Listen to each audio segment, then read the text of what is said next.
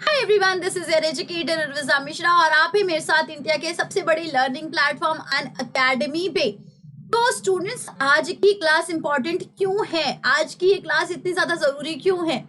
आज की क्लास आपके लिए बहुत बेनिफिशियल रहने वाली है। अगर अभी तक आप लोगों ने केमिस्ट्री नहीं पढ़ना शुरू किया, बोर्ड 2021 फरवरी में स्टार्ट होने वाला है और अभी तक आपने केमिस्ट्री शुरू ही नहीं की है, टच भी नहीं की है, केमिस्ट्री का ABCD भी नहीं आते हैं, कॉन्सेप्ट बहुत मुश्किल लगते हैं, समझ ही नहीं आता है कहाँ से पढ़ना शुरू करना है, तो ये वीडियो आपके लिए है। क्योंकि ऐसी वीडियोस में ऐसी 5 वीडियोस लॉन्च करूंगी जिसमें कि आपका कंप्लीट चैप्टर में एक ही वीडियो में खत्म कराने वाली हूँ और शुरू से लेके एंड तक सारा कुछ इसी वीडियो में आपको मिलेगा। जैसे कि आज की वीडियो का टॉपिक है केमिकल रिएक्शन एंड इक्वेशन, तो chemical reaction and equation chapter के लिए जो भी जरूरी चीजें हैं, जो भी इंपॉर्टेंट चीजें हैं, वो हम आज की क्लास में करने वाले हैं। इस क्लास के बाहर का एक भी क्वेश्चन आपको बोर्ड के एग्जाम में नहीं देखने को मिलेगा। बहुत ही इंपॉर्टेंट क्लास है, बहुत ही अमेजिंग क्लास रहने वाली है और एक एक चीज क्लियर करते हुए हम आगे बढ़ेंगे जो भी इस चैप्टर के लिए जरूरी है। So this is about me, which you can see. I am from Delhi. I have been teaching science students, many government exam aspirants since last 3 years. And if you are interested in my special classes also, you can join me in my special classes on Unacademy.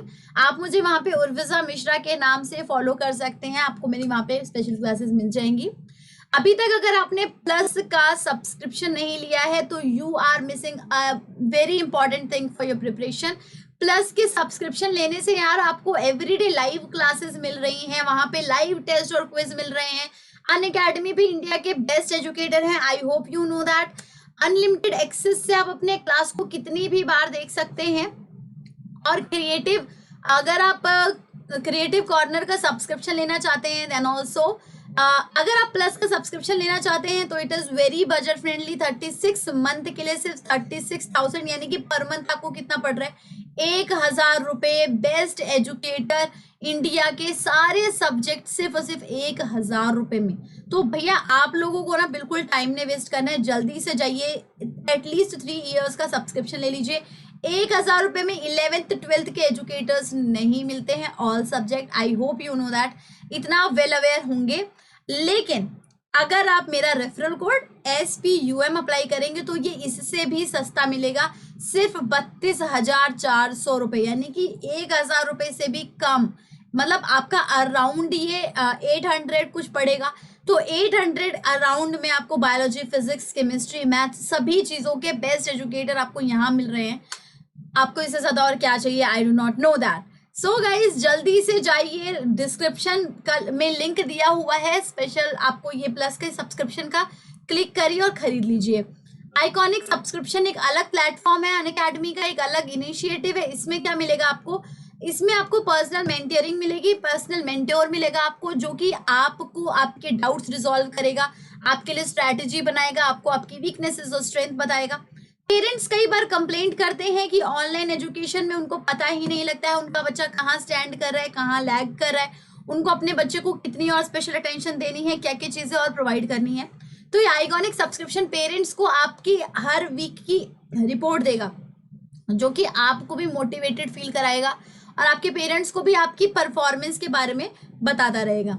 Live doubt solution मिलेंगे, जैसे ही आपने कोई doubt पूछा वैसे ही आपको उसी वक्त आपको उसका सॉल्यूशन मिल जाएगा, पढ़ाई करते वक्त कभी भी बीच में आपको कोई भी डाउट आया तो।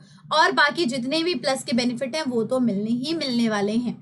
तो आप आइकॉनिक और प्लस के बीच में कंपैरिजन कर लीजिए एंड जस्ट थिंक कि आपको कौन से प्लेटफॉर्म पे जाना है।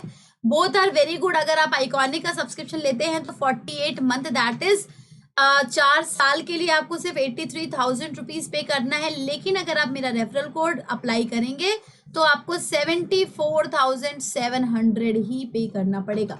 ओके गाइस, सो आज की क्लास का टॉपिक है chemical reaction and equation, which is a very tough topic. बहुत बच्चों को इसी में मार्क्स लूज करते हैं, बाकी आपका जो भी चैप्टर है उसमें नहीं आपको ज्यादा मुश्किल होती। एक बात मैं आपको बताना चाहूंगी कि अगर आपने अभी तक केमिस्ट्री नहीं शुरू की है तो ऑल्दो मैं इस चैप्टर से शुरू कर रही हूँ रिवीजन, बट मैं आपको ये जरूर कहना चाहूंगी कि आप पीरियोडिक क्लासिफिकेशन ऑफ एलिमेंट वाला चैप्टर पहले पढ़ लीजिए। बिकॉज उसके बगैर आपको आप ये चैप्टर कोई भी चैप्टर नहीं कर सकते हैं। बट मैं उसके लिए आपको एक चीज स्टार्टिंग में करा देती हूँ।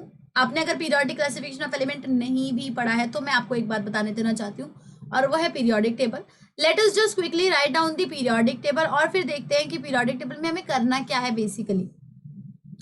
मेरे को पेन यार येलो दे दो। ओके, तो आपको I hope periodic table draw करनी आती है। नहीं भी ड्रॉ करनी आती है तो let me show you a very easy way how you can draw it.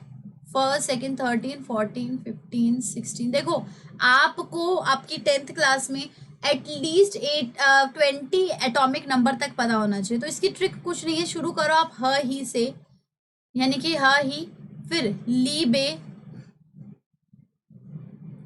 जो ग्रुप है उसके नीचे ही लिखिएगा एलिमेंट्स, बकनऑफने, ह ही लीबे बकनॉफने, देन नामक आलसी, ठीक है, नामक आलसी, पसकलर, कका, राइट। सो ये आपका 20 एटॉमिक नंबर तक हो गया है। अगर आप इसको नंबर 1 लिखेंगे, इसको number 2, number 3, number 4, number 5, number 6, number 7, number 8, number 9, number 10, number 11, number 12, number 13, number 14, number 15, number 16, number 17, 18, 19। Oh, I'm sorry. I think I've missed somewhere. 5, 6, 7, 8, 9, 10. Okay, fine. मैंने E को 11 लिख दिया. Okay. Sodium is 11, magnesium is 12, then 13, then 14, then 15, then 16, then 17, then 18, 19 and 20. ये 20 तक atomic number. Atomic number से हमें elements की valency का पता चलता है। जैसे कि मान लो मैं इसमें से कोई भी एलिमेंट उठा लूँ, सिलिकॉन उठा लेती हूँ, ठीक है। सिलिकॉन का एटॉमिक नंबर है 14। आपको पता है हर एलिमेंट के बीचों बीच न्यूक्लियस होता है और उसके अराउंड शेल्स होते हैं जिसमें कि इलेक्ट्रॉन रोटेट करता रहता है। वो इलेक्ट्रॉन किसी एक रूल्स है जिसमें वो अरेंज किए जा सकते हैं। सबसे पहला शेल जो होता है उसमें सिर्फ और सिर्फ 2 ही इलेक्ट्रॉन अरेंज किए जा सकते हैं। उसके बाद जो एल शेल है, सबसे पहले शेल के होता है, फिर एल शेल में आप लोग 8 मैक्सिमम इलेक्ट्रॉन अरेंज कर सकते हो और एम शेल में भी आप मैक्सिमम 8 इलेक्ट्रॉन अरेंज कर सकते हो, ठीक है। तो जैसे कि एटॉमिक नंबर 14 है तो सबसे पहले शेल में मैंने 2 लिख दिया, दूसरे शेल में मैं 8 लिख दूंगी, टोटल हो गया 18। तीसरे शेल में मेरे पास आउटर मोस्ट में 4 बचेगा। जो आउटर मोस्ट शेल में इलेक्ट्रॉन होते हैं वो उस नंबर की वैलेंसी बताते हैं। अगर आउटर मोस्ट शेल में 4 से कम इलेक्ट्रॉन होता है तो वो उतने इलेक्ट्रॉन लूज करता है अपने आप को स्टेबल करने के लिए, तो उसकी वैलेंसी, अगर जैसे कि आउटर मोस्ट शेल में 3 इलेक्ट्रॉन है तो उसकी वैलेंसी 3 होगी। आउटर मोस्ट शेल में 2 इलेक्ट्रॉन है तो उसकी वैलेंसी 2 होगी। अगर आउटर मोस्ट में 1 इलेक्ट्रॉन है तो उसकी वैलेंसी 1 होगी। लेकिन अगर किसी इलेक्ट्रॉन के आउटर मोस्ट शेल में 4 से ज्यादा इलेक्ट्रॉन होते हैं तब क्या करते हैं, तो वो ये देखता है कि उसको 8 बनने के लिए कितने इलेक्ट्रॉन की जरूरत है। फॉर एग्जाम्पल अगर मैं इसकी जगह यहाँ पे उठाती हूँ, आपका सिलिकॉन की जगह अगर मैं उठाती हूँ, अच्छा, जिसके आउटर मोस्ट में 4 इलेक्ट्रॉन है उसकी वैलेंसी 4 ही होती है, ठीक है। तो इधर सिलिकॉन की वैलेंसी 4 होगी। ओके, अभी मैं ऐसा कोई एलिमेंट उठाती हूँ जिसकी, फॉर एग्जाम्पल सिलिकॉन के बगल वाला फॉस्फोरस, फॉस्फोरस का एटॉमिक नंबर 15 है। इसको अरेंज करो 2, 8 और 5। आउटर मोस्ट में 4 से ज्यादा इलेक्ट्रॉन है, यानी कि इसको 8 बनने के लिए कुछ चाहिए। 5 को 8 बनने के लिए कितने इलेक्ट्रॉन चाहिए? 3 इलेक्ट्रॉन। तो इसकी वैलेंसी हो जाएगी -3, ठीक है। फॉर एग्जाम्पल मैं ले लेती हूँ सोडियम। सोडियम का एटॉमिक नंबर है 11। 11 को अरेंज करो 2, 8, 1। 1 जो है वो 4 से छोटा है, आउटर मोस्ट यही है। 4 से छोटा है तो जितना नंबर होता है वही उसकी वैलेंसी होती है, यानी कि 1 ही इसकी वैलेंसी हो गई। तो सोडियम की वैलेंसी +1। वैलेंसी की क्यों जरूरत होती है गाइस?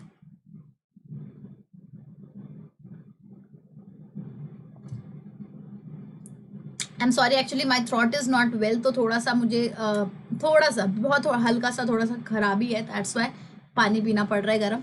हाँ, तो एक वैलेंसी मतलब वैलेंसी की क्यों जरूरत पड़ती है? वैलेंसी की जब आप लोग केमिकल रिएक्शन इक्वेशन चैप्टर पढ़ेंगे तो तुम्हें बहुत सारे केमिकल फॉर्मूलेज लिखने होंगे, बहुत सारे रिएक्शंस करने होंगे। रिएक्शंस बिल्कुल भी पॉसिबल नहीं हो सकता है करेक्टली लिखना जब तक कि तुम्हें वैलेंसी नहीं पता होगी एलिमेंट्स की, ठीक है। तो अगर मैं आपको एक क्वेश्चन दूं कि मैग्नीशियम है, मैग्नीशियम रिएक्ट कर रहा है ऑक्सीजन के साथ, तो तुम में कैसे लिखोगे मैग्नीशियम ऑक्साइड? कई बच्चे Mg2O भी लिख देंगे, कई बच्चे Mg3O भी लिख देंगे, कई बच्चे MgO2 भी लिख देंगे, कई बच्चे MgO भी लिख देंगे। तुम्हें पता नहीं लग रहा है कि तुम्हें लिखना क्या है। तुम्हें पता है मैग्नीशियम के साथ ऑक्सीजन तो मिलेगा ही मिलेगा, लेकिन मैं लिखूं क्या? अब यहाँ पे आ जाती है वैलेंसी की चक्कर। इसीलिए मैंने आपको ये पढ़ाया। मुझे कोई शौक नहीं है chemical reaction and equation chapter में पीरियोडिक टेबल पढ़ाने का, बट इसकी जरूरत है आपको पूरा का पूरा चैप्टर समझने के लिए। इसीलिए मैंने आपको ये शुरू में समझा दिया, बिकॉज अभी ये आपका थ्योरी बैच कंप्लीट आपको पढ़ाने वाला है, तो इसलिए। Now for example I am taking magnesium. Magnesium का atomic number is 12, you can see from here. ठीक है, हाँ, modern periodic table increasing atomic number के बेसिस पे अरेंज है, तो इनका एटॉमिक नंबर इसीलिए मैंने ऐसे 1 2 3 4 करके लिख दिया। एटॉमिक नंबर है 12, यानी कि इसके पास 12 इलेक्ट्रॉन है, 12 प्रोटॉन है। इलेक्ट्रॉन को कैसे अरेंज करोगे? सबसे पहली वाली शेल में 2 इलेक्ट्रॉन, नेक्स्ट में 8 इलेक्ट्रॉन, बचा कितना? 2, क्योंकि ये 2 + 8 ऑलरेडी 10 हो गया, बचा कितना? 2। तो मैग्नीशियम की क्या वैलेंसी होगी? मैग्नीशियम की वैलेंसी होगी ये +2। Now when magnesium is reacting with oxygen, oxygen का एटॉमिक नंबर यहाँ से देख सकते हैं आप 8 है। 8 को अरेंज करो 2 और 6, यानी कि आउटर मोस्ट में 4 से ज्यादा है। 4 से ज्यादा होते हैं तो ये देखा जाता है कि इसको 8 बनने के लिए कितने इलेक्ट्रॉन्स की जरूरत है, राइट? तो 8 बनने के लिए इसको 2 इलेक्ट्रॉन की जरूरत है, तो जितने की जरूरत होती है वो भी वैलेंसी होती है, लेकिन वो नेगेटिव में होती है। यानी कि ऑक्सीजन की वैलेंसी है 2, -2 2 बोल दीजिए। अब जब मैग्नीशियम ऑक्सीजन के साथ कंबाइन करेगा तो इनकी वैलेंसी रोल प्ले करेंगी। जब वैलेंसी बराबर होती है तो वैलेंसी क्रॉस नहीं की जाती है, यानी कि ये दोनों वैलेंसी एक दूसरे से कट जाती हैं और मैग्नीशियम ऑक्साइड ही बनता है। लेकिन ये सिर्फ तब होता है जब बराबर हो। ऐसा नहीं होगा कि भाई अगर सोचो मैं इसमें नाइट्रोजन ले लूं, फॉर एग्जांपल मेरे को नाइट्रोजन की ऑक्साइड बनानी है। This is important for your chemical reactions, that is why I am telling you all this, क्योंकि इस कॉन्सेप्ट के बिना तुम्हें ये चैप्टर नहीं आ सकता। अब अगर मैं नाइट्रोजन ले लूं, नाइट्रोजन का एटॉमिक नंबर है 7 को अरेंज करेंगे आप लोग 2 और 5 है आउटर मोस्ट में। 8 बनने के लिए 3 की जरूरत है, तो नाइट्रोजन की वैलेंसी हो जाएगी -3। Now when nitrogen is arranging with oxygen, तो ऑक्सीजन की वैलेंसी होती है -2। तब ये लोग क्या करेंगे? अपनी वैलेंसी को क्रॉस करेंगे, तो आप लिखेंगे नाइट्रोजन 2 ऑक्सीजन 3, ठीक है। एंड वैसे तो ऐसा होता है कि आप जब भी नाइट्रोजन ऑक्साइड बनाते हैं तो आप नाइट्रोजन मोनोक्साइड भी बना सकते हैं, but in this case it will be like this. अगर मैं एक और एग्जांपल लूं, for example I take an example of potassium ले लेते हैं हम, right? Let me take an example of potassium. Potassium का एटॉमिक नंबर है 19 को अरेंज करो 2 8 8 + 1, क्योंकि 18 हो गया, अभी 1 आउटर मोस्ट में 1 इलेक्ट्रॉन है, तो इसका वैलेंसी हो गई 1। ऑक्सीजन की वैलेंसी है -2। अभी इनकी वैलेंसी क्रॉस करेंगी। पोटेशियम के पास इसकी वैलेंसी आ जाएगी ऑक्सीजन वाले की, और ऑक्सीजन की पास पोटेशियम की। एक वैलेंसी को हम कभी भी नहीं लिखते हैं, तो ये पोटेशियम ऑक्साइड इस तरीके से इसका कंपाउंड बनेगा। तो अभी आई होप आप लोगों को क्लियर हो चुका होगा कि कंपाउंड्स कैसे बनाए जाते हैं। So we are ready, we are good to go in this class. बिना वैलेंसी के ये चैप्टर नहीं कर सकते हैं आप, तो प्लीज वैलेंसी का कॉन्सेप्ट अपने दिमाग में रखिए। बाकी आपको ग्रुप में ऊपर जाते हैं नीचे जाते हैं तो क्या होता है क्या नहीं होता वो सब ध्यान में रखने की जरूरत नहीं है, but at least you should be well aware about the valency of elements. Guys, अगर अभी तक आप हमसे अनअकैडमी के हमारे टेलीग्राम चैनल पे नहीं जुड़े हैं तो जुड़ जाइए, और अगर आप अभी तक आपने हमारी लर्निंग ऐप नहीं डाउनलोड की है तो भी डाउनलोड कर लीजिए। प्ले स्टोर पे जाके टाइप करिए अनअकैडमीज लर्निंग ऐप और अपने फोन में उसको इंस्टॉल कर लीजिए। तो अब मैं आपसे बात करना चाहती हूँ केमिकल रिएक्शन के बारे में, right? 1 second.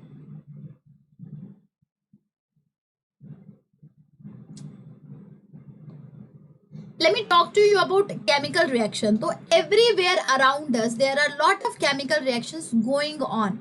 There are lot of chemical reactions going on even inside our body, even the laptop that I am operating, even the class that you are taking.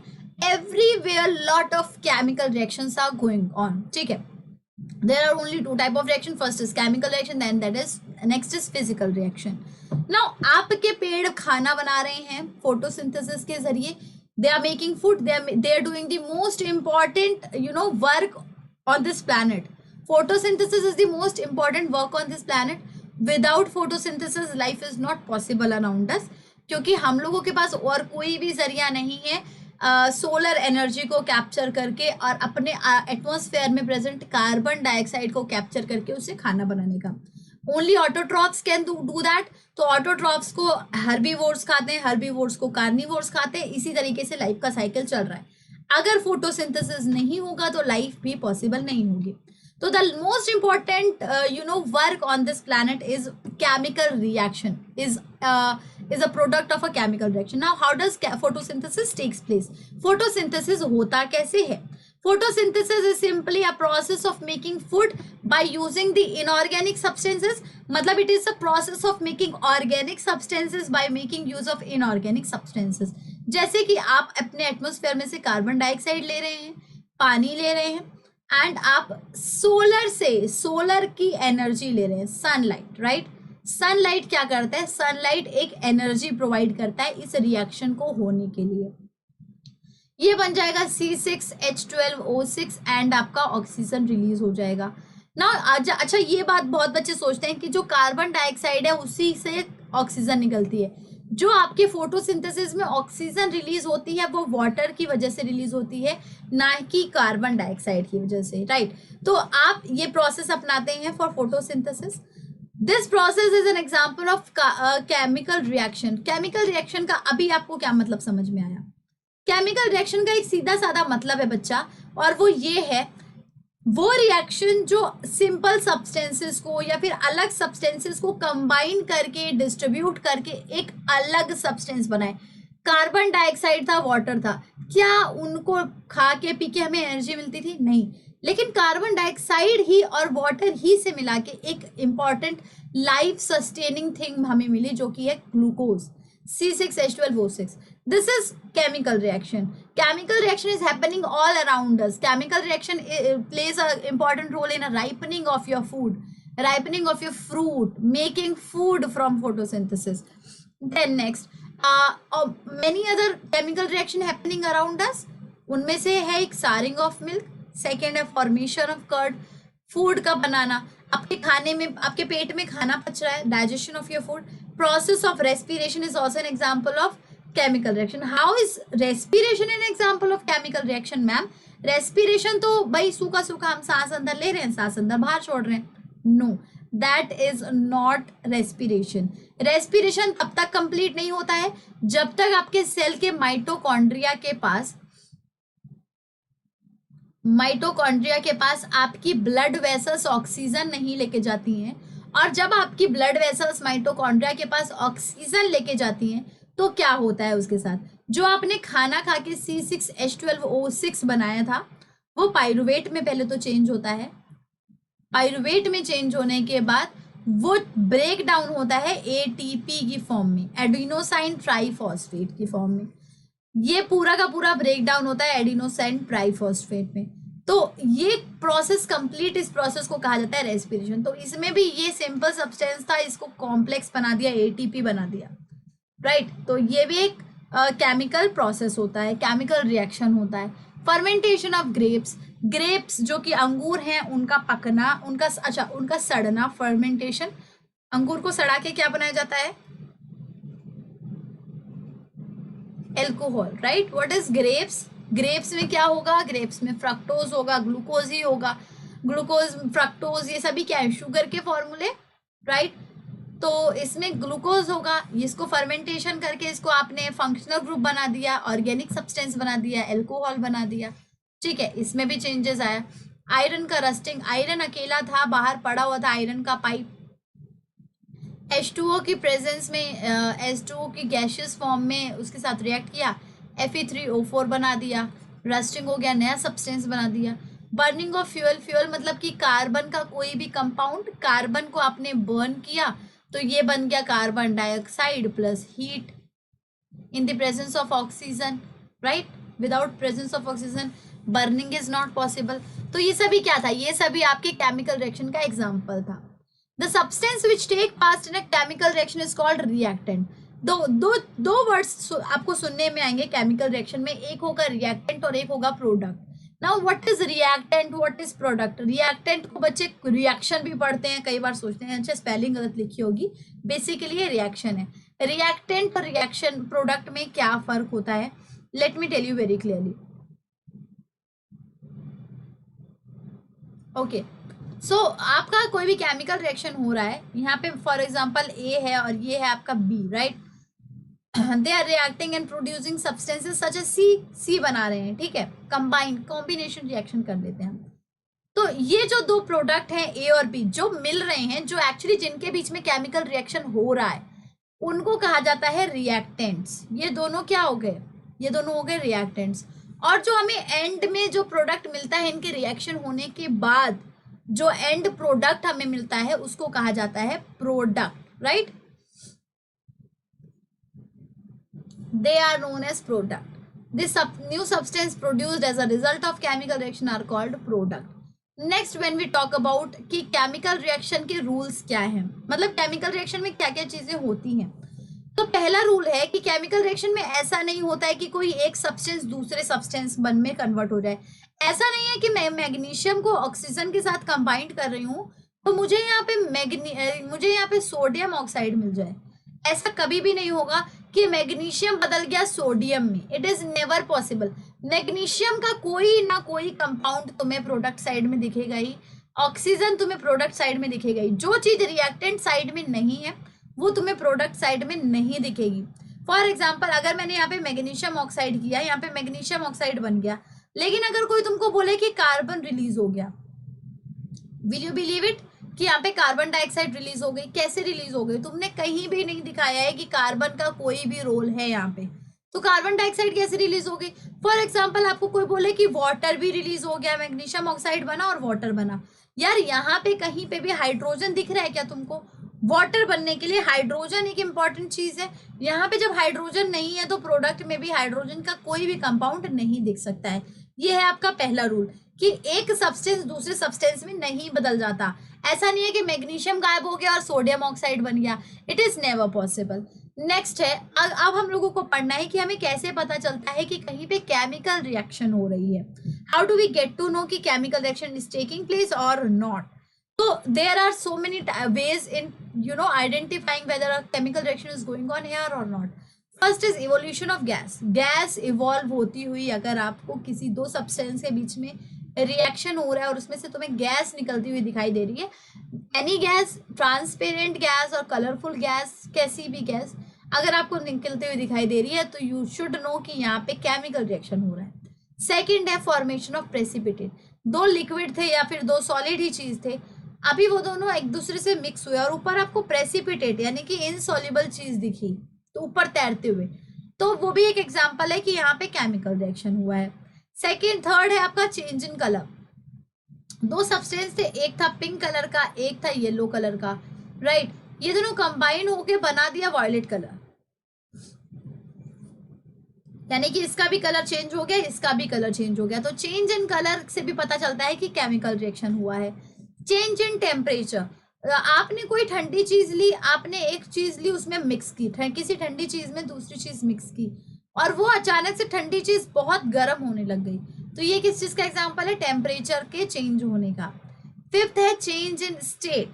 State के change यानी कि कोई solid चीज थी, आपने उसको may be कोई liquid चीज थी एंड अचानक से उसका वो सॉलिड में बदल गई, या फिर कोई लिक्विड चीज गैशियस में बदल गई, तो वो भी हो सकता है कि फिजिकल चेंज भी हो, बट स्टेट का चेंज होना इज ऑल। ऐसा नहीं है कि पानी को बर्फ बना दिया तो वो चेंज इन स्टेट हो गया है तो वो केमिकल चेंज है। No, that is not true. ऐसा भी हो सकता है कि केमिकल रिएक्शन भी हो और फिजिकल चेंज भी हो उधर, राइट?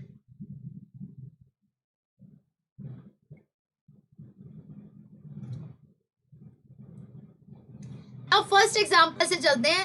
हर टाइप के हम लोग एग्जांपल करने वाले हैं। हर सुराग, जो बोला ना कि क्या सुराग है कि यहाँ पे क्या यहाँ पे प्रूफ है कि केमिकल रिएक्शन हो रहा है, तो सबसे पहले इनका एग्जांपल कर लेते हैं। इवोल्यूशन ऑफ गैसेस का एक एग्जांपल है, जब भी आप जिंक के छोटे छोटे टुकड़े को एसिड के साथ रिएक्ट करते हो, यानी कि H2SO4 के साथ रिएक्ट करते हो, तो आपको जिंक सल्फेट मिलता है और हाइड्रोजन गैस रिलीज होती है उसमें ना। इवोल्यूशन ऑफ गैस हो रहा है, ये इवोल्यूशन ऑफ गैस बता रहा है कि इन दोनों के बीच में केमिकल रिएक्शंस हो रहे हैं। फाइन।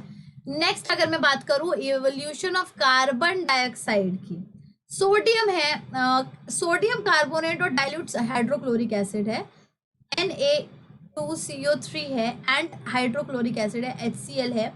ये रिएक्ट करेगा तो बनेगा NaCl बना देगा एंड आपको यहाँ पे कार्बन डाइऑक्साइड गैस निकलती हुई दिखाई देगी एंड आपको वाटर भी मिलेगा, right. This is an reaction. इसमें आपको भी इवोल्यूशन ऑफ गैस दिखेगी। अच्छा, can anyone tell me कि कार्बन डाइऑक्साइड रिलीज हुई है कि कोई और गैस रिलीज हुई है, इसका क्या तरीका है पता करने का? क्या कोई मुझे बता सकता है कि कार्बन डाइऑक्साइड ही रिलीज हुई है, क्या फिर हो सकता है कि भाई हाइड्रोजन गैस रिलीज हो? अगर हाइड्रोजन गैस किसी सब्सटेंस में से निकलती है तो इसका पता करने का सबसे अच्छा तरीका है कि गैस जहां पे निकल रही है वहां पर लाइटर जला के देख लीजिए। अगर वो गैस पॉप साउंड के साथ बर्न करते हैं, यानी कि पट पट पट पट आवाज आती है, तो दैट मीन्स यहाँ पे हाइड्रोजन गैस रिलीज हो रही है। दूसरा, अगर पट पट की साउंड नहीं आ रही है तो तुम सोचोगे कार्बन डाइऑक्साइड है कि नहीं, तो तुम स्लेक्ट लाइम लाओ, यानी कि चूने का पानी लाओ। चूना क्या होता है? कैल्शियम हाइड्रोक्साइड, कैल्शियम हाइड्रोक्साइड लाओ और उसमें ये गैस पास कराओ। अगर ये लाइम वाटर को मिल्की टर्न कर देता है, यानी कि सफेद दूधिया कलर आ जाता है, तो दैट मीन्स यहाँ पे कार्बन डाइऑक्साइड गैस रिलीज हो रही है। सेकेंड आपका एग्जाम्पल है formation of precipitate, right. Precipitate का क्या है? पोटेशियम आयोडाइड को जब भी आप लेड आयोडाइड के साथ, लेड नाइट्रेट के साथ रिएक्ट करते हैं, लेड नाइट्रेट के साथ रिएक्ट करते हैं, तो इसमें potassium nitrate and lead iodide बन जाएगा, राइट। तो ये जो लेड आयोडाइड है ये आपका है येलो इन कलर, राइट। ये प्रेसिपिटेट रिएक्शन का एग्जाम्पल होता है। चेंज इन कलर का एग्जाम्पल देख लेते हैं। चेंज इन कलर कैसे होता है? आपने सुना होगा एक बहुत ही तगड़ा ऑक्सीडाइजिंग एजेंट हम लोग यूज करते हैं अपने सब्सटेंसेस में, अपने केमिकल रिएक्शन में, वो है KMnO4, potassium permanganate. Potassium permanganate actually purple colour का होता है, लेकिन अगर आप उसमें सिट्रिक एसिड मिला दो, सिट्रिक एसिड किस में प्रेजेंट होता है? लेमन में, आपके संतरे में, बहुत सारे ये। अच्छा, citric acid is a organic acid, right, it is an organic acid. तो अगर आप पोटेशियम परमैंगनेट में सिट्रिक एसिड मिला दोगे तो वो जो उसका कलर है वो कलरलेस हो जाता है। जो आपका ये पर्पल कलर पहले था वो अभी बिल्कुल वाटर जैसा दिखने लग जाएगा। तो इससे क्या पता चलता है? इससे पता चलता है कि यहाँ पे केमिकल रिएक्शन हो रहा है, बिकॉज चेंज इन कलर हो रहा है। Okay, potassium dichromate is another solution, जो कि एक ऑरेंज कलर का सॉल्यूशन होता है, वो पोटेशियम परमैंगनेट था, ये पोटेशियम डाइक्रोमेट है। Now when it is reacting with sulphur dioxide gas, जब इसको सल्फर डाइऑक्साइड गैस के साथ रिएक्ट करते हो तो पोटेशियम डाइक्रोमेट जो कि ऑरेंज कलर का था वो ग्रीन कलर का एक्चुअली टर्न हो जाता है। ये फोटो हार्डली ग्रीन दिख रही है बट हो जाता है इसमें, ठीक है। Okay guys, so I hope you're getting it all these things, and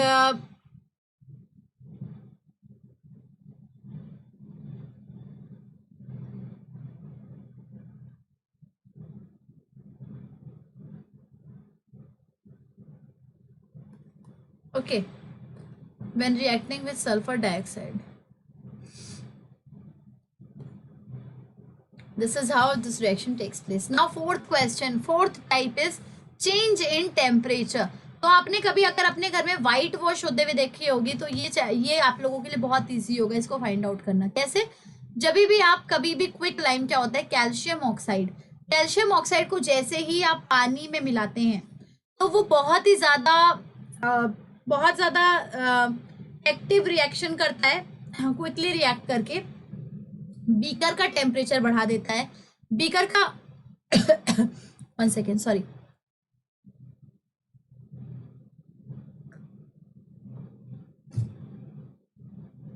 beaker का टेम्परेचर बढ़ाने के साथ साथ ये बनाता है कैल्शियम हाइड्रोक्साइड, राइट, ये बनाता है कैल्शियम हाइड्रोक्साइड।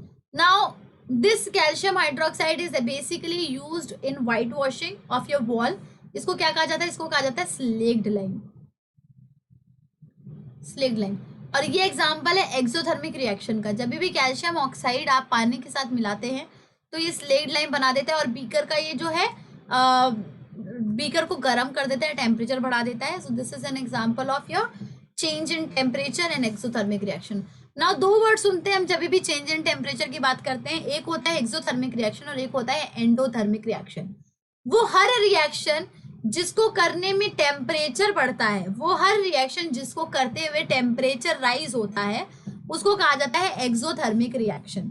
और वो हर रिएक्शन जिसको करने के बाद टेम्परेचर घट जाता है बीकर का, यानी कि जो पहले नॉर्मल टेम्परेचर में हुआ रहा होगा वो अचानक से ठंडा हो गया वो बीकर, वो होता है एंडोथर्मिक। एंडोथर्मिक में जो हीट और एनर्जी एब्जॉर्ब करती है बाहर से, और एक्सोथर्मिक में हीट एनर्जी रिलीज करती है बाहर। तो एक्सोथर्मिक रिएक्शन का जिंक ग्रेन्यूल्स, जो अभी पहला आपने रिएक्शन किया था जिंक प्लस H2SO4 बना था जिंक सल्फेट और हाइड्रोजन, इसमें जो था इसमें बीकर का टेम्परेचर बढ़ गया था और ये था आपका एक्सोथर्मिक रिएक्शन। और एंडोथर्मिक रिएक्शन का एग्जांपल है barium hydroxide. When barium hydroxide is reacting with ammonium chloride, right? Ammonium chloride, it is giving barium chloride and it is giving water H2O, right? Exothermic reaction का example आपका लकड़ी का जलना भी है। लकड़ी अगर जलती है तो आपका हीट एनर्जी बनाती है। जब भी कभी लकड़ी जलती है तो आपकी हीट एनर्जी निकलती है उसमें। अच्छा वो वाला जो एग्जांपल है ये एंडोथर्मिक रिएक्शन का एग्जांपल है, please remember that this is N example of. और ये अगेन आपकी जो वैलेंसी के बेसिस पे है, आपका बेरियम जो है वो सेकेंड ग्रुप का मेंबर है जिसके आउटर मोस्ट में 2 इलेक्ट्रॉन होते हैं, इसलिए इसकी वैलेंसी 2 होती है। और जो आपको हाइड्रोक्साइड है उसकी वैलेंसी -1 ही होती है, उसकी वैलेंसी ज्यादा नहीं होती है उससे ना। एक्सोथर्मिक रिएक्शन की जब हम बात करते हैं तो कोई भी कार्बन, जो आपकी जो लकड़ी होती है वो पूरा कार्बन होती है, यानी कि पूरा वो कार्बन का एलिमेंट होती है। तो जब आप कार्बन के एलिमेंट को पानी में बर्न करते हैं ऑक्सीजन की प्रेजेंस में, when you are heating it, it will form carbon dioxide and heat also. गर्मी मिलती है तभी तो आप उसको जला रहे हो ना लकड़ी को, तो हीट और कार्बन डाइऑक्साइड दोनों मिलती है आपको। नेक्स्ट है चेंज इन स्टेट। स्टेट में कैसे चेंज होता है? जो आपकी मोमबत्ती होती है वो सॉलिड फॉर्म में होती है, जब आप उसको जलाते हो तो वो लिक्विड फॉर्म में वो मतलब पिघल जाती है, तो लिक्विड उसका स्टेट चेंज हो गया। जो पहले सॉलिड थी अभी वो लिक्विड फॉर्म में हो गई, और साथ के साथ वो कार्बन डाइऑक्साइड भी लूज कर रही है। तो चेंज इन स्टेट हो गया ना आपके। बर्निंग ऑफ कैंडल या फिर बर्निंग ऑफ अ वैक्स लिख सकते हैं। नेक्स्ट टॉपिक अब हम करने वाले हैं केमिकल रिएक्शन को और उसकी इक्वेशन को बैलेंस करने का, right. Now before moving further let me ask you whether जो भी मैंने अभी पढ़ाया आप लोगों को वो समझ में आया। आई वुड सजेस्ट कि आप अभी वीडियो पॉज करो और जो भी मैंने अभी पहले बताया कितने टाइप के क्या क्या तरीके होते हैं ये पता करने का कि केमिकल रिएक्शन हो रहे हैं, और जब केमिकल रिएक्शन पता भी लग रहा है तो उनके एग्जाम्पल्स क्या क्या हैं, उस वीडियो को पॉज करो और उसको अभी देखो, राइट। चलिए चलते हैं नेक्स्ट में, और वो है बैलेंसिंग केमिकल इक्वेशंस। हमें कोई भी केमिकल इक्वेशन को बैलेंस करने की जरूरत क्यों पड़ती है? First of all let me ask this question.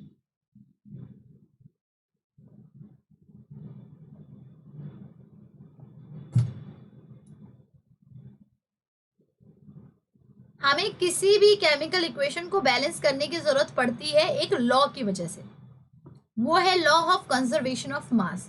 Law of conservation of mass, law of conservation of मास क्या कहता है कि matters can neither be created nor can it be destroyed. Matters यानी कि आपका जो एटम है, सभी कोई मैटर है, तो जो भी एलिमेंट है, जो भी एटम आप यूज कर रहे हो किसी केमिकल इक्वेशन को, आप उसको कम भी नहीं कर सकते और उसको ज्यादा भी नहीं कर सकते हो। For example in this equation जो आपका मैग्नीशियम प्लस ऑक्सीजन मिल रहा था और मैंने आपका मैग्नीशियम ऑक्साइड बनाया ना। अगर आप इसको ध्यान से देखें तो इधर इस केस में रिएक्टेंट की साइड में तो 2 ऑक्सीजन थे, 2 ऑक्सीजन के एटम्स थे, लेकिन इधर एक ही ऑक्सीजन बचा है।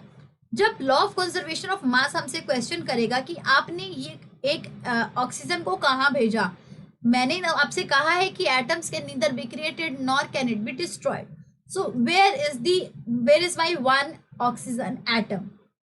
तो तुम उनको बिल्कुल भी जवाब नहीं दे सकते। तो उनको जवाब ना देने की वजह से तुम इधर क्या करते हो, 2 लगा देते हो, जिससे कि ऑक्सीजन 2 हो जाता है। लेकिन मैग्नीशियम के भी 2 होने की वजह से आप इधर भी 2 लगा लेते हो। अब इधर भी 2 मैग्नीशियम है, 2 मैग्नीशियम है, 2 ऑक्सीजन इधर है और 2 ऑक्सीजन इधर है।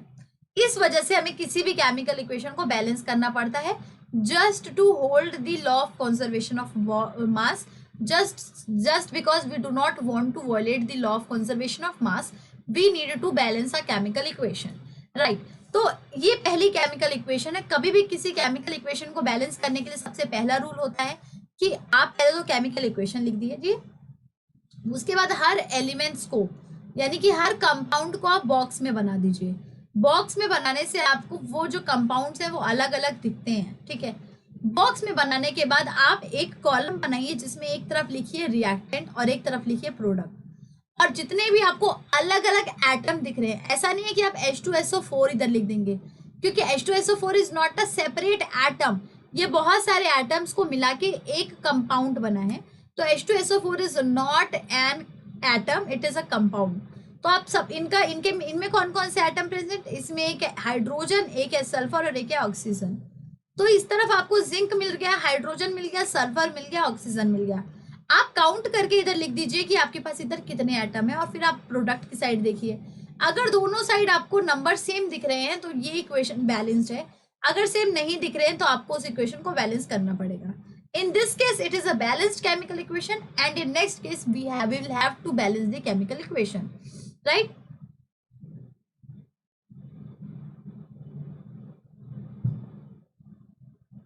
Like in the case of formation of water. Water कैसे बनता है, हाइड्रोजन के मॉलिक्यूल्स जब वाटर के मॉलिक्यूल्स से मिलते हैं तो वो मिलके बनाते हैं H2O। नाउ H2O में हाइड्रोजन तो 2 है, लेकिन वाटर ऑक्सीजन हमारे पास एक ही मिला प्रोडक्ट साइड में। रिएक्टेंट साइड में 2 हाइड्रोजन है, 2 ऑक्सीजन है, बट प्रोडक्ट साइड में 2 हाइड्रोजन तो है, लेकिन ऑक्सीजन सिर्फ और सिर्फ एक है। तो इसमें हमें कैसे पता चलेगा कि हमें हम लोग law of conservation of mass को कैसे होल्ड कर सकते हैं। In this case we will have to balance it. How we are going to balance it, अब हमें पता है कि प्रोडक्ट की साइड में जब एक ही हमें सामान मिला है तो हमारे पास कोई भी और चारा नहीं है इसके आगे 2 लगाने के अलावा। मैं इसके आगे 2 लगा दूंगी तो मेरे पास हाइड्रोजन अभी 4 हो गया। अच्छा, जो ये जो साइड में जो ये नीचे नंबर्स लिखे होते हैं वो कोफिशिएंट से मल्टीप्लाई होते हैं। अगर इधर मैंने 2 लगाया होता तो ये 4 हो जाता। तो जो कोफिशिएंट में नंबर्स होते हैं वो मल्टीप्लाई करते हैं उसके नीचे वाले नंबर से, राइट। इन दिस केस अगर मैं यहाँ पे 2 लगा दूंगी तो मेरे पास ऑक्सीजन तो 2 हो जाएगा, लेकिन 2 2 जा 4 यानी कि 4 हाइड्रोजन हो गया। हाइड्रोजन इधर 2 को 4 बनाने के लिए मुझे इधर 2 लगाना पड़ेगा। अब मेरे पास हाइड्रोजन इधर भी 4 हो गया और इधर भी 4 हो गया, ऑक्सीजन इधर भी 2 हो गया और इधर भी 2 हो गया, and we have done a very good job in doing this. हमने बहुत अच्छा काम कर लिया, हम लोगों ने इन दोनों को बैलेंस कर लिया, right. Right a balanced equation, इनमें आपको एक बैलेंस इक्वेशन लिखनी है।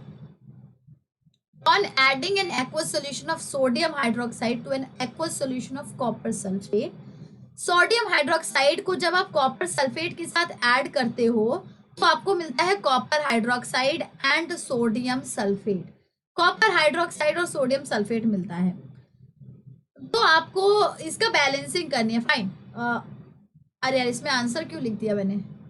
ओके फाइन, चलिए आप लोगों को कैसे शुरू करना है, आप लोगों को करना है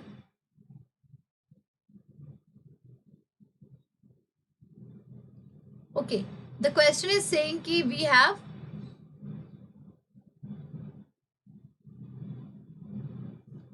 have copper sulfate and we have sodium hydroxide। इनको हमने जब रिएक्ट किया तो we got copper hydroxide and sodium sulphate, we got this, right. तो अभी आपको इसको बैलेंस करके दिखाना है। बैलेंस करने के लिए आपको ये देखना पड़ेगा कि इधर आपके पास कॉपर कितना है। Why do we need to balance it now? Okay, fine. Yeah, I was doing right. 1 second.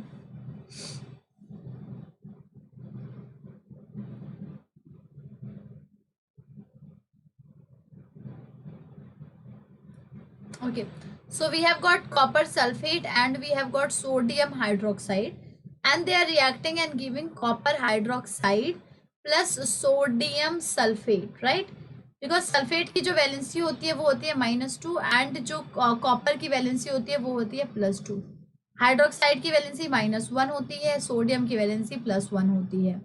तो अभी लोग रिएक्ट कर रहे हैं और इस तरीके से बना रहे हैं। अब हमें देखना है कि कॉपर इधर कितना है। Okay, one thing I would like to suggest कि इधर जो OH था इधर भी सेम OH ही मिल रहा है हमें प्रोडक्ट में, और कहीं भी हाइड्रोजन नहीं है सिवाय OH के। तो हमें एक काम करना चाहिए, हमें OH को एक साथ लिख सकते हैं हम, अगर हमें कोई प्रॉब्लम ना फेस करनी पड़े तो। दूसरी बात यह है कि सल्फेट इधर जो SO4 था इधर भी SO4 ही है, तो हम सल्फेट को भी एक साथ ही लिख सकते हैं। कॉपर हो गया, सल्फेट हो गया एंड सोडियम इधर हो गया। कॉपर रिएक्टेंट साइड में कितना है, प्रोडक्ट साइड में। इधर कॉपर 1 है, इधर भी कॉपर 1 है। इधर आपका OH 1 है, इधर आपका OH 2 है। इधर आपका सोडियम 1 है एंड इधर आपका सोडियम हो गया 2, और इधर आपका SO4 जो है 1 है, इधर आपका SO4 है 1। तो OH और सोडियम में दिक्कत आ रही है।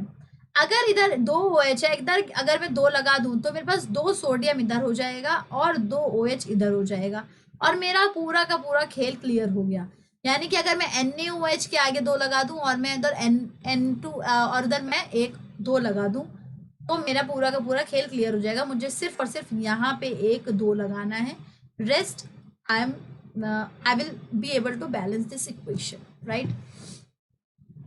ये आपके पास एक केमिकल इक्वेशन है। आयरन जो है, अच्छा जो आयरन है वो कभी भी वाटर के साथ सॉलिड फॉर्म में या फिर लिक्विड फॉर्म में नहीं रिएक्ट करता है।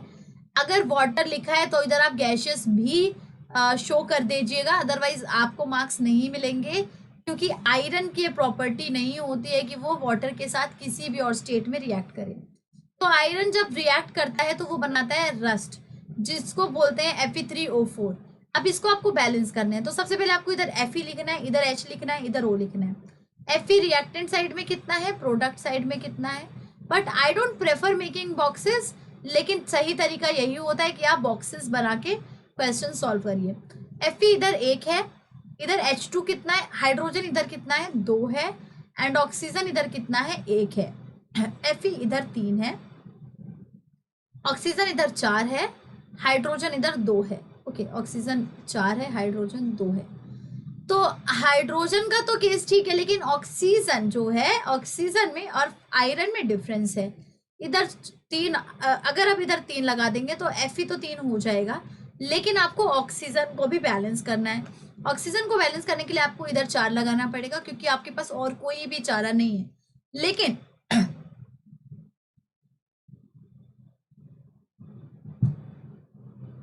लेकिन जैसे ही आपने इधर 4 लगाया तो हाइड्रोजन का जो नंबर था वो कोफिशिएंट के साथ मल्टीप्लाई होकर हाइड्रोजन 8 हो गया।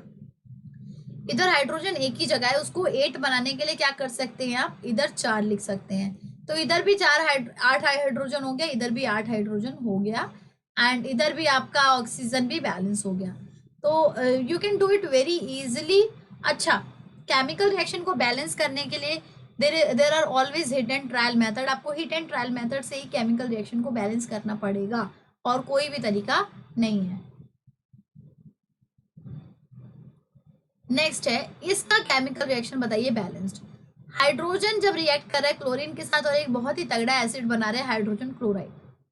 2 हाइड्रोजन इधर है, 2 क्लोरीन इधर है, 2 इधर लगा दीजिए, आपके पास दोनों चीजें बैलेंस हो जाएंगी। इस स्टेटमेंट को आपको केमिकल इक्वेशन में ट्रांसलेट करना है and then balance the equation. Statement क्या है, hydrogen gas combines with nitrogen to form ammonia. जो आपकी हाइड्रोजन की गैस है वो नाइट्रोजन के साथ रिएक्ट करिए, और अमोनिया, अभी अमोनिया NH4 नहीं लिखेगा कोई, वो अमोनियम होता है। अमोनिया और अमोनियम में डिफरेंस समझने के लिए ये समझ लीजिए कि जो अमोनिया होता है वो छोटा स्पेलिंग है तो 3 हाइड्रोजन, और जो अमोनियम है उसमें इससे एक स्पेलिंग ज्यादा होती है, चाहो तो गिन लो, 3 3 6 एक साथ, 3 3 6 2 8। तो एक स्पेलिंग ज्यादा है तो एक हाइड्रोजन भी ज्यादा लगा दीजिए। आपको मिल जाएगा यहाँ पे अमोनिया। नाउ 3 हाइड्रोजन इधर है, 1 नाइट्रोजन इधर है प्रोडक्ट की साइड में, नाइट्रोजन हाइड्रोजन रिएक्टेंट। नाइट्रोजन कितना है 2, हाइड्रोजन कितना है 2, हाइड्रोजन इधर कितना मिला 3 और नाइट्रोजन इधर कितना मिला 1। बैलेंस करने के लिए आप अगर इधर इसके आगे 2 लगाते हैं तो आपके पास नाइट्रोजन तो 2 हो जाएगा, लेकिन हाइड्रोजन 6 हो जाएगा। 2 को 6 बनाने के लिए इधर भी आपको एक 3 लगाना पड़ेगा and then you are done, right. आपने पूरा का पूरा कर लिया इसको सॉल्व। नेक्स्ट है अमोनिया का plant. What are the uses of ammonia. ये जो आपको बड़ा सा टैंकर टाइप दिख रहा है ये अमोनिया का प्लांट है। तो अब आपसे बोला जा रहा है कि अमोनिया के यूजेस क्या होते हैं। What are the uses of ammonia.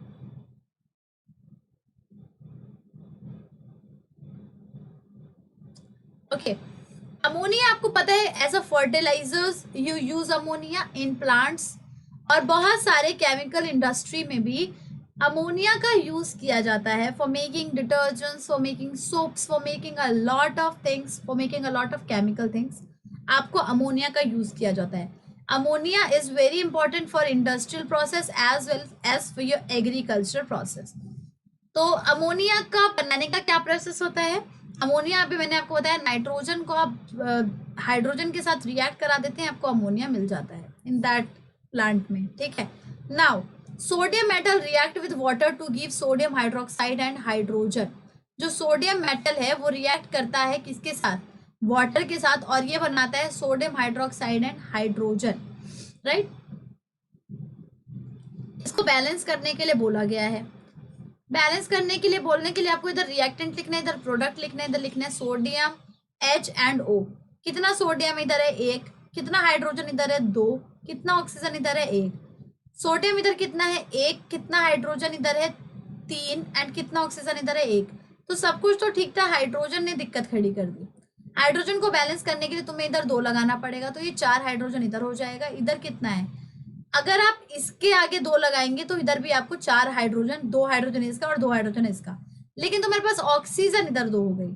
लेकिन कोई बात नहीं, यहाँ पे 2 लगाने के बाद ऑक्सीजन हमें यहाँ पे भी 2 मिल गई। सोडियम बस थोड़ा सा गड़बड़ हो गया, तो इधर भी आप 2 लगा दीजिए, तो आपका सोडियम भी बैलेंस आउट हो जाएगा, right.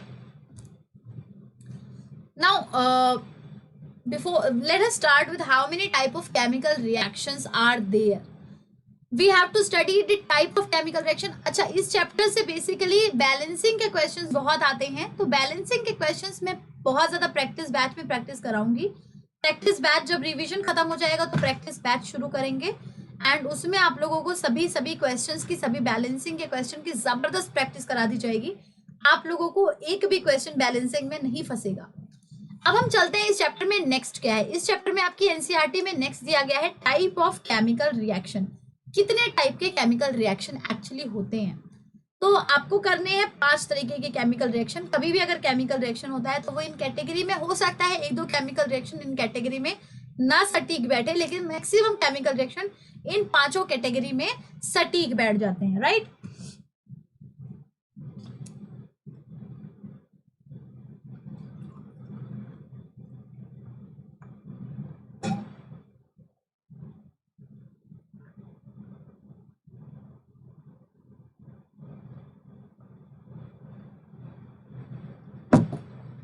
First type of reaction is your chemical combination reaction. क्या है ये सब अभी हम लोग पढ़ने वाले हैं, डू नॉट वरी। इन सभी रिएक्शंस को हम लोग डिटेल में पढ़ेंगे, पर पहले आप पढ़ लो। पहला है आपका कॉम्बिनेशन रिएक्शन, दूसरा है आपका डीकॉम्पोजिशन रिएक्शन, तीसरा है आपका डिस्प्लेसमेंट रिएक्शन, देन है आपका double displacement reaction, and then you have oxidation and reduction reaction. So now what we are going to do is we are going to do all these reactions in detail, right?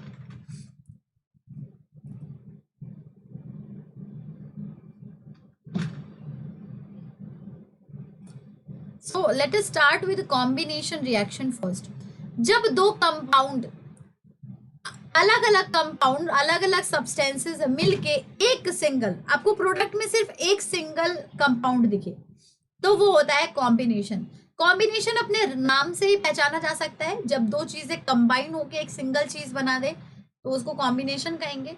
Similarly यहाँ पे भी वही चीज है, जब दो अलग अलग कंपाउंड मिलके एक सिंगल कंपाउंड बना दे तो उसको कहा जाता है आपका combination reaction. Likewise, I'm taking an element A, then I'm taking an element B, and then some reactions going on in them. They combine together to form a single compound, which is element AB.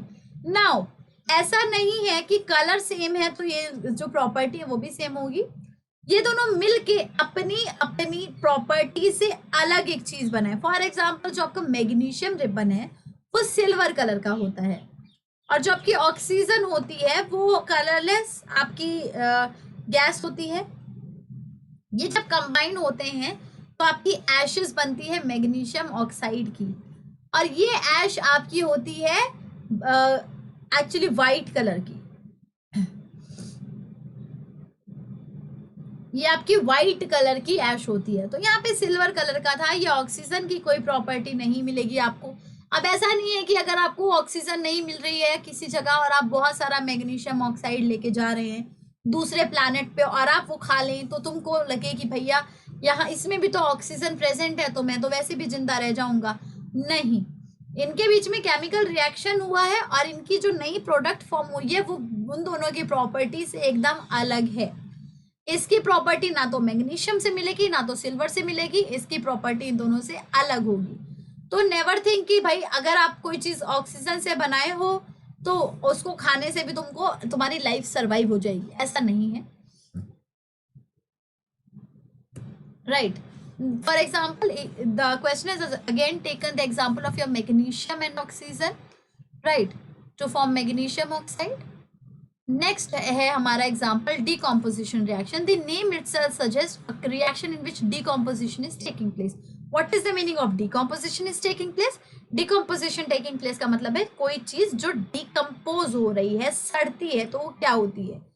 आपका जो खाना सड़ता है तो वो क्या होता है. खाना एक कॉम्प्लेक्स सब्सटेंस है जो कि सड़ के सिंपलर सब्सटेंस में टूट टूट के बदल जाता है. Right. Those reaction in which a compound splits up into 2 और मोर सिंपलर सब्सटेंसेस, यानी कि जो सब्सटेंस था वो एक ही सब्सटेंस था, वो टूटा और बहुत सारे सिंपल सब्सटेंस में वो बिखर गया, उसको कहा जाता है decomposition reaction. Substances are known as decomposition reaction. A decomposition reaction is just the opposite of a combination reaction. Combination reaction में क्या था, दो सिंपल चीजें मिली और एक लौती कॉम्प्लेक्स चीजें बना दी. लेकिन decomposition reaction उल्टा है combination reaction से. decomposition reaction में दो एक अकेली कॉम्प्लेक्स चीज है वो टूट टूट के बहुत ही सिंपल चीजें बना रही है. फॉर एग्जाम्पल, अभी ग्रेप्स के बारे में आपने पढ़ा था. ग्रेप्स जब फर्मेंट होता है, ग्रेप एक शुगर होता है, ग्लूकोज के फॉर्म में होता है. हर जूस जो है शुगर होते हैं. हर फ्रूट में बहुत सारा शुगर कंटेंट होता है.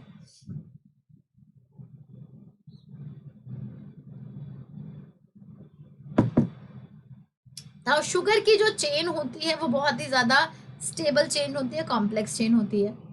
जब वो फर्मेंटेशन होती है उसमें तो वो एल्कोहल में टूटता है, वो अपने साथ साथ बहुत सारी गैसेस रिलीज करता है.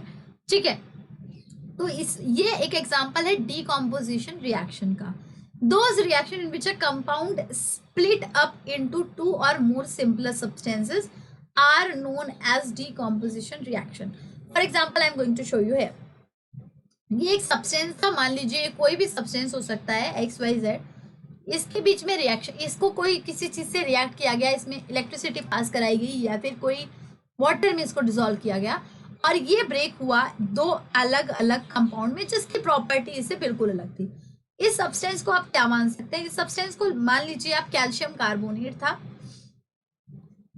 जो आपके बहुत सारे मार्बल्स होते हैं, बहुत सारे चूना होता है, वो कैल्शियम कार्बोनेट ही होता है. नेचुरली पाया जाता है ये रॉक्स वगैरह में. जब इसको आप हीट करते हैं तो ये बदलता है कैल्शियम हाइड्रोक्साइड में और यहाँ पे आपको कार्बन डाइऑक्साइड की गैसेस भी निकलती हुई दिखाई देती हैं.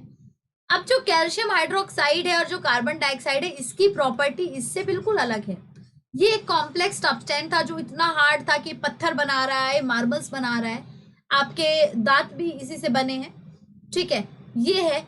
अभी जब इसको आपने डिकम्पोज किया तो ये चेंज हो गया कैल्शियम ऑक्साइड में और कार्बन डाइऑक्साइड में। So this is how decomposition reaction means, this is what decomposition reaction means. जब एक कॉम्प्लेक्स सब्सटेंस टूटता है और टूट के बिखरता है बहुत सारे सिंपल सब्सटेंसेस में। For example this is again an example, वही सेम एग्जाम्पल है, right. Next we are going to do displacement reaction. इसको मैं कहती हूँ धोखे वाला रिएक्शन ऑल्सो। धोखे वाला रिएक्शन क्या होता है इसमें? इसमें एक कंपाउंड होता है जो दो एलिमेंट्स से मिलके बना होता है। अब वो दो एलिमेंट्स आराम से अपना जीवन व्यापन कर रहे होते हैं, बहुत ही आराम से। लेकिन जैसे कि दो कंपाउंड में, ये समझ लीजिए हस्बैंड वाइफ है, ये बहुत अच्छी पार्टनरशिप निभा रहे हैं अपनी लाइफ की, बट अचानक से इनके बीच में एक ऐसा मस्कुलर मैन आ जाता है जो कि इसके पार्टनर से ज्यादा मजबूत होता है। जैसे कि she is the wife, white one is the husband. Now ये ब्लू पर्सन जो है ये बहुत ज्यादा मस्कुलर है, मे बी ये ऐसे एलिमेंट है जो कि वाइट वाले से ज्यादा रिएक्टिव है। एलिमेंट में रिएक्टिविटी मैटर करती है, कौन कितना रिएक्टिव है। तो अगर ये ज्यादा रिएक्टिव निकलेंगे तो ये जो इनकी वाइफ है ये इनके साथ जाके चली जाएंगी। डिस्प्लेस कर देते हैं ये ब्लू वाले व्हाइट वाले को, यानी कि व्हाइट वाले को आके एक मुक्का मार के भगा देते हैं, बिकॉज जो व्हाइट वाला है वो कमजोर है, तो वो डिस्प्लेस करने के लिए काफी है। This is how decomposition reaction, displacement reaction takes place. ना यहाँ पे ये व्हाइट कलर का होना चाहिए था, थोड़ी सी कलर की गड़बड़ी हो गई है। ओके, व्हाइट नहीं तो चलिए हम इसको येलो ही कर देते हैं, बट ये सेम सब्सटेंस है, ठीक है। तो ये रिएक्टिविटी पे डिपेंड करता है। अच्छा, आप लोगों को पता होना चाहिए कौन सा सब्सटेंस डिस्प्लेस कर सकता है कौन सा नहीं, और ये पता होने के लिए आपको पता होनी चाहिए reactivity series. I hope you guys are aware about the reactivity series. If not yet I will tell you the trick and how to remember a reactivity series, right.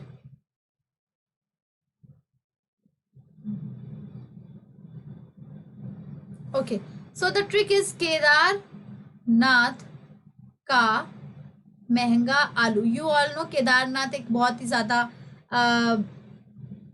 एक बहुत ही प्योर प्लेस है जहाँ पे लोग पूजा करने जाते हैं, और we all are aware about जो एक टूरिस्ट प्लेस होती है जहाँ पे ज्यादा लोग विजिट करते हैं, वहाँ पे चीजें बहुत महंगी होती है खाने पीने की, तो वहाँ पे आलू बहुत महंगा है। केदारनाथ का महंगा आलू।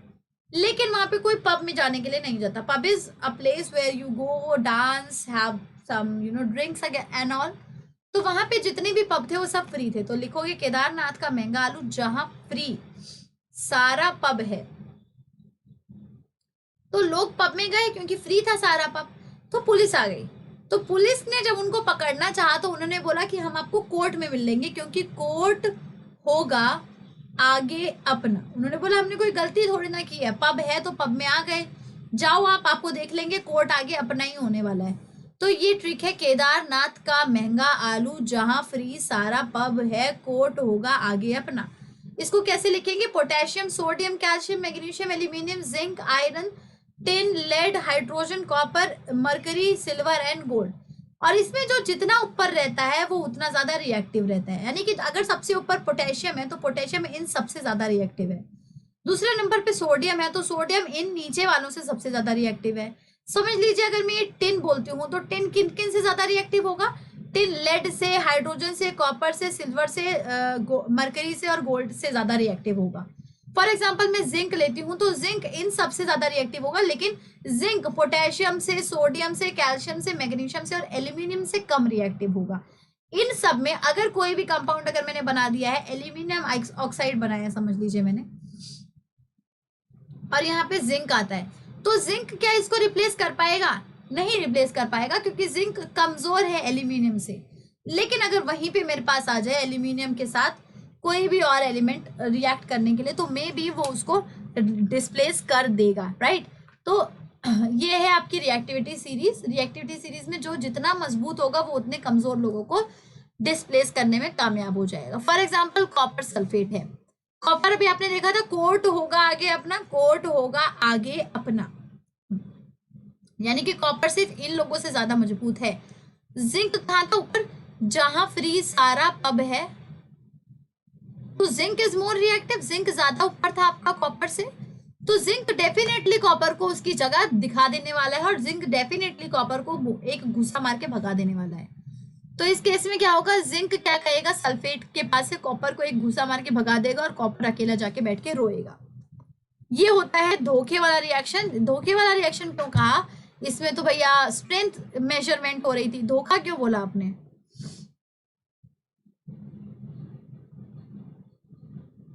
ओके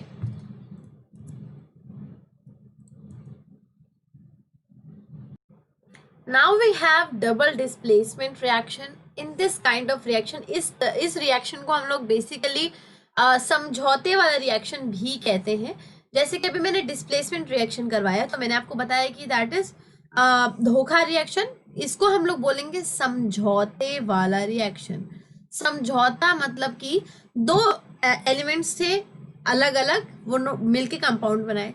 कंपाउंड बनाने के बाद जब दूसरे कंपाउंड को उन्होंने देखा तो दोनों कंपाउंड ने एक एक आयंस अपने आपस में एक्सचेंज कर दिए। आयंस क्या होते हैं बच्चों? आयंस दो तरीके के होते हैं, कैटायन एंड अनायन। कैटायन मतलब जो पॉजिटिव आयन होते हैं, ये बेसिकली मेटल्स में होता है। मेटल्स जो होते हैं अपने इलेक्ट्रॉन्स बेसिकली लूज करना प्रेफर करते हैं। और एनायंस क्या होते हैं? नेगेटिव आयंस, ये जनरली नॉन मेटल्स होते हैं।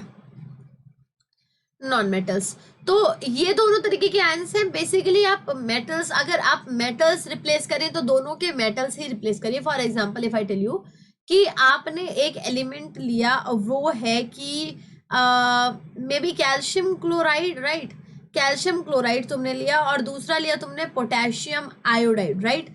पोटेशियम आयोडाइड लिया। अब तुम लोग इन दोनों को अगर आप रिप्लेस करो तो ये नहीं करना है कि इसमें से तो कैल्शियम निकाल दिया, ठीक है, इधर चला गया आपका आयोडाइड क्लोराइन और उधर चला गया पोटेशियम कैल्शियम।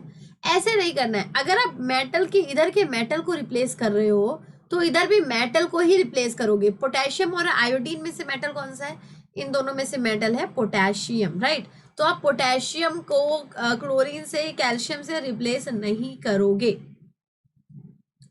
आप अगर दोनों तरफ से मेटल हटा रहे हो तो दोनों तरफ से हटाओ, और अगर आप नॉन मेटल्स हटा रहे हो तो दोनों साइड से हटाओ, ठीक है? ये होता है पहला रूल इस डबल डिस्प्लेसमेंट रिएक्शन का, जहां पे आपको गलती नहीं करनी चाहिए अकॉर्डिंग टू मी। चलिए एग्जांपल देखते हैं इजी स्लाइड्स के जरिए। For example this is a compound, this is another compound, ये दोनों कंपाउंड है, इन दोनों में रिएक्शन हुआ और आपने देखा जो रेड के साथ आपका जो ग्रे कलर का कंपाउंड था वो अभी रिप्लेस हो चुका है ब्लू वाले के, डार्क ब्लू कलर से, और स्काई ब्लू कलर के पास चला गया है ग्रे वाला compound. So this is basically displacement reaction. इसका एक और एग्जांपल है, अगर सिल्वर नाइट्रेट रिएक्ट कर रहा है सोडियम क्लोराइड के साथ तो आप देख सकते हैं सिल्वर क्लोराइड और सोडियम नाइट्रेट, ठीक है? सिल्वर क्लोराइड और सोडियम नाइट्रेट आपको देखने को मिलेगा। सिल्वर के साथ आपका नाइट्रेट लग गया एंड सोडियम था आपके पास सोडियम के साथ क्लोराइड था। अभी sodium is a metal here and silver is a metal here. इधर क्या हुआ? इधर मेटल रिप्लेस नहीं हुए, मेटल अपनी जगह पे ही है। इधर नॉन मेटल्स रिप्लेस हुए, इसका क्लोरीन चला गया है सिल्वर के पास और इसका नाइट्रेट चला गया है सोडियम के पास, ठीक है? तो दोनों केसेस में ऐसा नहीं कर सकते आपकी सिल्वर के पास इधर आ गया Ag, आप सोडियम कर दो, Ag एस सोडियम कर दो और इधर कर दो NaNO3, sorry ClNO3, right? Chlorine nitrate कर दो और उधर क्या कर दो? उधर कर दो तुम सिल्वर सोडियम। नहीं, रॉन्ग है। दोनों अगर नॉन मेटल्स रिप्लेस हो रहे हैं तो दोनों के नॉन मेटल ही रिप्लेस होंगे, अगर मेटल रिप्लेस हो रहे हैं तो दोनों के मेटल ही रिप्लेस होंगे।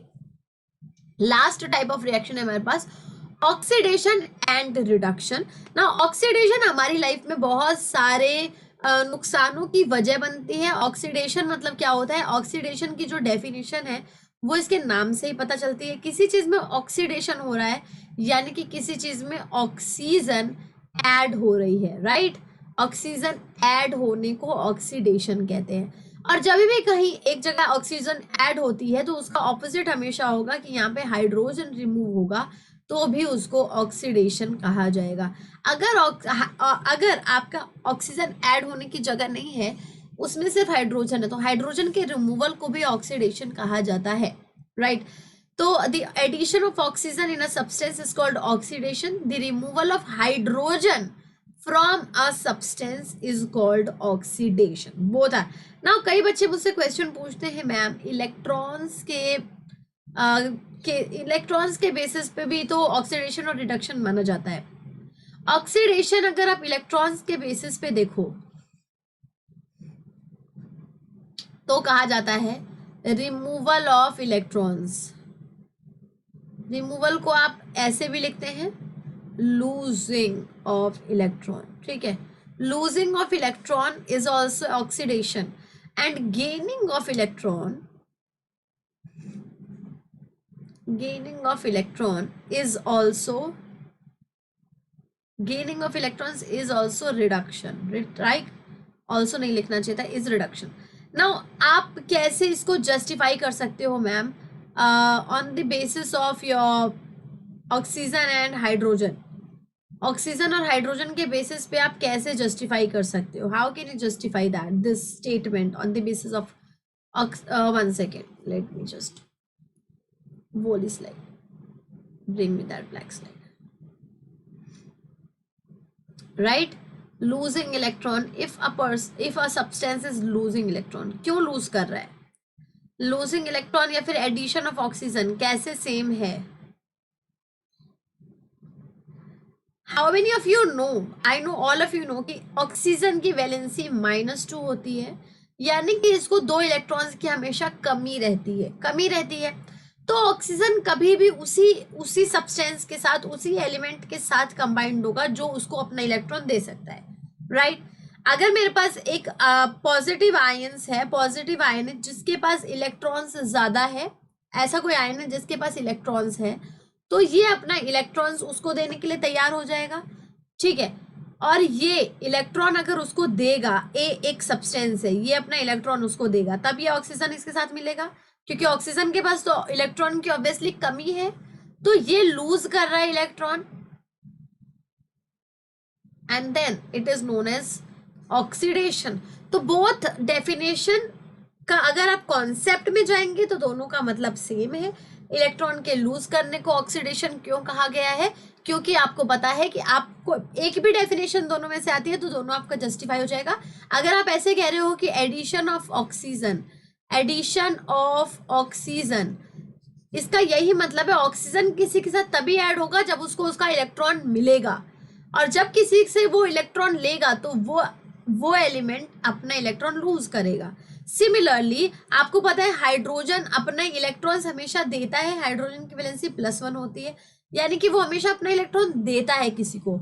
अभी वो किसी एक सब्सटेंस के पास जाएगा तो वो अपना उस सब्सटेंस को अपना एक इलेक्ट्रॉन देगा, तो ये जो सब्सटेंस है इसने क्या किया? इसने गेनिंग किया electron. Gaining of electron is reduction. तो आप चाहे इलेक्ट्रॉन्स के बेसिस पे करो, चाहे ऑक्सीजन हाइड्रोजन के बेसिस पे करो, कॉन्सेप्ट दोनों के पीछे सेम है। वो सब्सटेंस ही किसी से इलेक्ट्रॉन छीनेगा जो नेगेटिवली चार्ज होगा, यानी कि जिसके पास आपको इलेक्ट्रॉन्स की कमी होगी, और वो सब्सटेंस है आपका oxygen. Fine. Now if I tell you about reduction, तो किसी सब्सटेंस में अगर हाइड्रोजन ऐड होता है और ऑक्सीजन रिमूव होता है, उस सब्सटेंस को कहा जाता है reduction. For example in this, इसमें क्या हुआ? इसमें हाइड्रोजन ऐड हुआ और इसके पास से ऑक्सीजन बाहर निकल गया। तो बोथ डेफिनेशन डिफाइंस, ये दोनों डेफिनेशन रिडक्शन की है, या तो ऐड हो जाएगा हाइड्रोजन या तो रिमूव हो जाएगा ऑक्सीजन। कंफ्यूजन अगर हो तो बस ऑक्सीडेशन का नाम याद रखो। ऑक्सीडेशन का नाम से पता चल रहा है कि ऑक्सीजन ऐड हो रहा है। ऑक्सीजन ऐड, रिमूव हाइड्रोजन, और उल्टा हो जाएगा रिडक्शन में, हाइड्रोजन ऐड, रिमूव ऑक्सीजन। ठीक है। नेक्स्ट है oxidation and reduction reaction. The ability of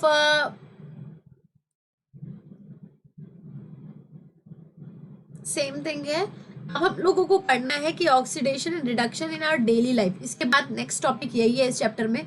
उसके बाद इस चैप्टर में कुछ बच नहीं गया, कोई दम नहीं बचा इस टॉपिक के बाद, राइट।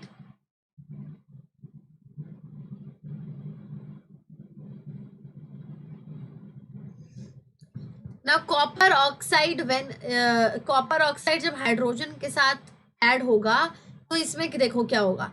कॉपर, क्योंकि आपको पता है हाइड्रोजन इज मोर रिएक्टिव, आपने पढ़ा था ना केदारनाथ का महंगा आलू जहां फ्री सारा पब है, पब है के बाद हाइड्रोजन आया था, उसके बाद आया था कोट होगा आगे अपना। Coat is below hydrogen in reactivity series. जब कोट रिएक्टिविटी सीरीज के नीचे है हाइड्रोजन में, हाइड्रोजन ऊपर है, जो ज्यादा ऊपर होता है वो ज्यादा रिएक्टिव होता है, हाइड्रोजन ज्यादा रिएक्टिव है तो हाइड्रोजन क्या करेगा, हाइड्रोजन कॉपर को रिप्लेस कर देगा। यहाँ पे क्या हो जाएगा, कॉपर अकेला रह जाएगा और हाइड्रोजन वाटर के साथ, हाइड्रोजन ऑक्सीजन के साथ मिलके वाटर बना लेगा। फाइन। एग्जाम्पल 2 में अगर आप चलते हैं तो देखते हैं व्हेन हाइड्रोजन सल्फाइड, जब हाइड्रोजन सल्फाइड रिएक्ट करता है क्लोरीन के साथ तो वो देता है sulphur and hydrogen chloride, 2 substance देता है। अगेन यहाँ पे क्यों रिप्लेस हुआ हाइड्रोजन, बिकॉज जो सल्फर है उससे ज्यादा रिएक्टिव, सल्फर को अकेला छोड़ दिया हाइड्रोजन गैस ने एक्चुअली, एंड वो क्लोरीन के साथ चला गया। ठीक है, यहाँ पे ये दोनों ही नॉन मेटल हैं, सल्फर और हाइड्रोजन दोनों ही। ठीक है, नाउ आपका सल्फर अकेला रह गया और हाइड्रोजन क्लोराइड इधर आ गया। अब इन सब्सटेंस में से किसके पास से हाइड्रोजन रिमूव हुआ है। नाउ कई बार मैं पूछती हूँ कि इसमें रिडक्शन किसका हुआ है, तो बच्चे कहते हैं मैम इसमें रिडक्शन हुआ है सल्फर का, which is very wrong. Sulphur तो यहाँ पे आपको प्रोडक्ट की तरह मिला है, सल्फर हमेशा से अकेला पड़ा है इधर, इसका कोई रिडक्शन नहीं हुआ है। आपको पता है removal of hydrogen is oxidation also. अभी मैं पूछूंगी यहाँ पे ऑक्सीडेशन किसका हुआ है, तो बच्चे कहेंगे कि सल्फर का ऑक्सीडेशन हुआ है क्योंकि सल्फर में से हाइड्रोजन रिमूव हुआ है। लेकिन आपको कभी भी प्रोडक्ट साइड में नहीं देखना है ये पता करने के लिए कि किसका ऑक्सीडेशन हुआ है किसका रिडक्शन हुआ है। रिडक्शन और ऑक्सीडेशन हमेशा उसी पे होता है जो हम लोगों के पास कंपाउंड पहले से मौजूद है। हमारे पास पहले से कौन से कंपाउंड मौजूद है, हमारे पास पहले से है hydrogen chloride, sorry hydrogen sulphide. Hydrogen sulphide में से हाइड्रोजन रिमूव हुआ है तो ऑक्सीडेशन भी हाइड्रोजन सल्फाइड का ही हुआ है। ठीक है, और रिडक्शन, और इसमें रिडक्शन किसका हो, रिडक्शन मतलब कि एडिशन ऑफ हाइड्रोजन। आप बोलोगे कि मैम HCl का रिडक्शन हुआ है, इधर HCl H जुड़ गया, नहीं, क्लोरीन के पास हाइड्रोजन ऐड हुआ है ना, तो रिडक्शन किसका होता है, क्लोरीन का। अच्छा एक बात और, जिसका ऑक्सीडेशन होता है वो दूसरे को जरूर रिड्यूस करता है, जो खुद ऑक्सीडाइज हुआ है वो दूसरे को रिड्यूस करेगा, तो जिसका ऑक्सीडेशन होता है वही बनता है दूसरे के लिए रिड्यूसिंग एजेंट, और जिसका खुद रिडक्शन होता है वो अपनी कुर्बानी देता है दूसरे को ऑक्सीडाइज करके। तो जिसका खुद का रिडक्शन हुआ होता है वो दूसरे को ऑक्सीडाइज करता है, इसलिए वो होता है ऑक्सीडाइजिंग एजेंट। Got it. तो जिसका खुद का ऑक्सीडेशन होता है वो रिड्यूसिंग एजेंट होता है, जिसका खुद का रिडक्शन होता है वही बनता है आपका oxidising agent. One more thing is that कि कभी भी आप रिड्यूसिंग एजेंट और ऑक्सीडाइजिंग एजेंट भी प्रोडक्ट साइड से नहीं निकालोगे। अब इस केस में आप ये नहीं कहोगे कि sulphur is reducing agent, sulphur is okay, sulphur is reducing agent, ऐसे नहीं कहोगे आप। रिड्यूस किया किसने है, आपका हाइड्रोजन सल्फाइड ने रिड्यूस किया है, ये बनेंगे reducing agent. Hydrogen sulphide is reducing agent, चाहे एजेंट हो चाहे ऑक्सीडेशन हुआ हो किसी पे, चाहे रिडक्शन हुआ हो, वो सब के सब आपके रिएक्टेंट साइड से ही मिलेंगे, प्रोडक्ट साइड से नहीं मिलेंगे। Okay, now this question is saying that कि जिंक ऑक्साइड था और वो कार्बन था। ठीक है, ये एक्चुअली ये जो रिएक्शन है वो यूज होता है जिंक को सेपरेट करने से उसकी ऑक्साइड में से, ये जिंक की प्योरिफिकेशन में यूज होता है। नाउ जिंक ऑक्साइड जब कॉपर के साथ रिएक्ट किया तो जिंक अकेला रह गया और कॉपर के पास ऑक्सीजन चला गया। अब आप मेरे को ये बताओ कि इसमें ऑक्सीडेशन किसका हुआ है। ऑक्सीडेशन का सिंपल मतलब है कि किसी के पास ऑक्सीजन ऐड हो गया हो जिसके पास पहले से ना हो। किसके पास पहले से ऑक्सीजन नहीं था, कार्बन के पास, उसके पास अब जाके ऑक्सीजन ऐड हो गया, राइट। तो जिसके पास ऑक्सीजन ऐड हुआ है वो ऑक्सीडाइज हुआ है, लेकिन क्या कार्बन डाइऑक्साइड ऑक्सीडाइज हुआ है, बिल्कुल भी नहीं। ऑक्सीडाइज हुआ है कार्बन, कार्बन हुआ है ऑक्सीडाइज, और जो ऑक्सीडाइज खुद होता है वो दूसरे को क्या करता है, वो करता है उसको रिड्यूस, तो कार्बन ही है रिड्यूसिंग एजेंट, राइट।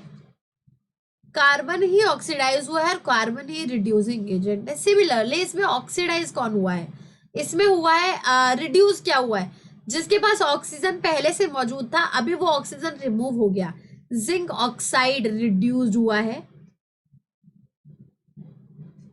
क्योंकि जिंक के पास ऑक्सीजन पहले से मौजूद था अभी वो हट गया। और ये जो खुद रिड्यूस होता है अपनी कुर्बानी करके और दूसरे को ऑक्सीडाइज कहता है, उसको क्या कहते हैं, उसको कहते हैं ऑक्सीडाइजिंग एजेंट। ओके, नेक्स्ट हमारे पास एग्जांपल है when manganese dioxide reacting with hydrochloric acid. Now here what you will say is कि इसमें से ऑक्सीडाइज कौन हुआ है, जिसके पास ऑक्सीजन नहीं था पहले वो ऑक्सीडाइज हुआ है, राइट। एंड ये एग्जांपल है रिडॉक्स रिएक्शन का। इसमें आप देख सकते हैं HCl के पास पहले से हाइड्रोजन मौजूद था, अभी इसके पास से हाइड्रोजन चला गया, इसके पास से हाइड्रोजन रिमूव हो गया। Removal of hydrogen is oxidation. तो HCl क्या हुआ है, ऑक्सीडाइज्ड। और ये दूसरे के लिए क्या बनेगा, रिड्यूसिंग एजेंट। एंड मैंगनीज के पास, मैंगनीज डाइऑक्साइड के पास पहले से ऑक्सीजन मौजूद था अभी वो ऑक्सीजन चला गया, तो manganese dioxide has been reduced, क्योंकि इसके पास से ऑक्सीजन चला गया है और जो खुद रिड्यूस होता है वो दूसरे को ऑक्सीडाइज करता है, इसलिए ये बनेगा दूसरे का ऑक्सीडाइजिंग एजेंट। ओके, अब हम लोग लास्ट टॉपिक पे आ गए इस चैप्टर के, वो है effect of oxidation in our daily life. हमारी रोजमर्रा की जिंदगी में ऑक्सीडेशन का हम पे क्या असर पड़ता है, बहुत असर पड़ता है। पहली बात तो ये कि ऑक्सीडेशन नुकसानदायक होता है हमारे बॉडी के लिए, हमारे खाने के लिए, हमारे बाहर की मेटल्स के लिए। और दो तरीके से ऑक्सीडेशन हमारी बॉडी पे, हमारे सामान पे, हमारे खाने पे इफेक्ट करती है। पहला तो वो रिएक्ट करेगी हमारे मेटल्स के साथ। जब भी कभी ऑक्सीडेशन ऑक्सीजन मेटल्स का ऑक्साइड बनाती है उसको कहा जाता है कोरोजन, क्योंकि वो धीरे धीरे मेटल्स की लाइफ कम करती जाती है, मेटल्स को कमजोर बनाती जाती है। और दूसरा हो सकता है ऑक्सीडेशन आपकी खाने पे, अगर फूड पे ऑक्सीडेशन होता है तो उसको कहते हैं रेंसिडिटी। फूड के साथ अगर ऑक्सीडेशन हुआ है तो वो क्या कहेगा, उसको कहोगे रेंसिडिटी। और अगर मेटल्स के साथ हुआ है तो वो क्या होगा, वो होगा कोरोजन। ठीक है, ये दो डेफिनेशन आपको याद रखनी है कि अगर कभी भी ऑक्सीडेशन मेटल्स के साथ होगा तो वो होगा कोरोजन, और अगर कभी ऑक्सीडेशन फूड के साथ होता है तो वो होता है रेंसिडिटी। नाउ जैसे कि पहला हम लोगों को पता है कि आयरन अगर कोरोड होता है, आयरन अगर कमजोर होता है तो वो होता है आपके एनवायरमेंट में प्रेजेंट H2O की वजह से, जो कि गैसियस फॉर्म में एग्जिस्ट करता है।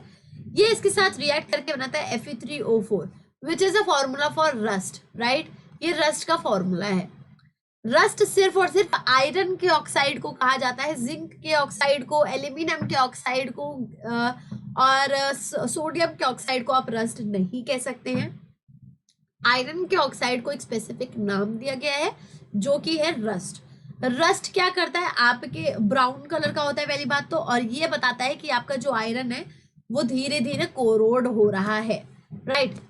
तो corrosion of iron is a chemical process also, this is a bridge. ऐसे आप बहुत जगह देखेंगे नदी के ऊपर जो ब्रिज बने होते हैं या फिर ट्रेन की पटरियां जा रही होती हैं वो बहुत जल्दी कोरोड होती हैं, क्योंकि वहां पे H2O का गैशियस फॉर्म में बहुत ज्यादा मिलता है, क्योंकि जो वाटर बॉडीज है उसमें से पानी इवापोरेट होगा तो H2O वाटर की फॉर्म में दिखेगा आपको।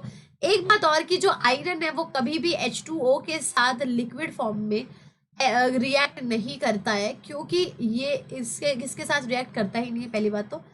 चाहे वो ठंडा पानी हो चाहे वो गर्म, आयरन कभी भी लिक्विड फॉर्म में, आयरन के साथ साथ एल्यूमिनियम और जिंक कभी भी वाटर के साथ लिक्विड फॉर्म में रिएक्ट नहीं करते हैं, ये हमेशा वाटर के साथ गैसियस फॉर्म में रिएक्ट करते हैं।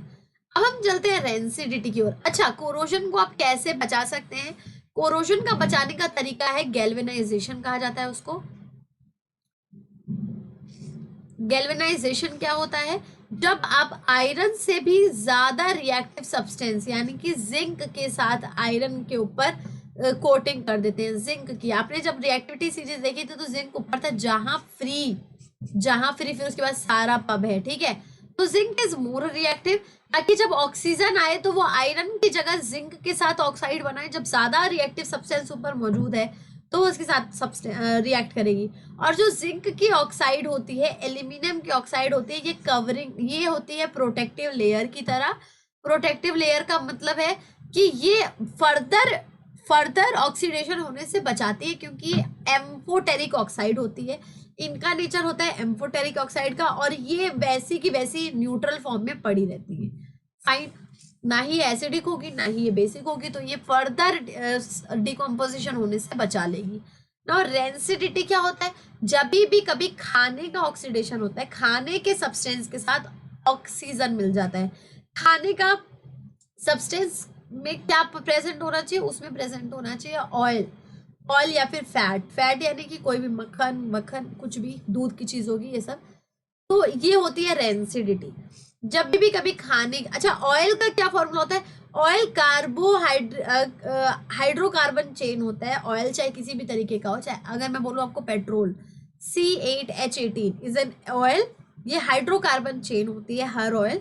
तो इसमें जब भी आप हाइड्रोजन को रिमूव करो, ठीक है, या फिर आप ऑक्सीजन को ऐड करोगे, तो ये होता है oxidation of this particular substance. The condition produced by aerial oxidation of fat and oil in food.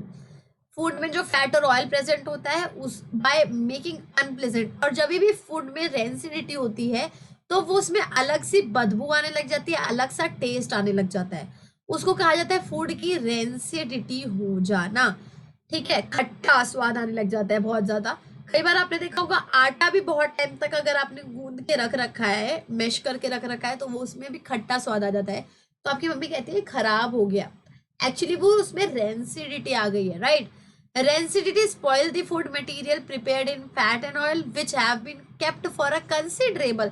कभी भी कोई खाना अगर आपने फैट और ऑयल में बनाया है, उसको बहुत टाइम तक रख दिया बाहर खुले में, अगर आप खुले में नहीं रखेंगे तो अभी देखेंगे कि आप उसको कैसे रख सकते हैं उसको ज्यादा दिन तक प्रोटेक्ट करने के लिए, okay.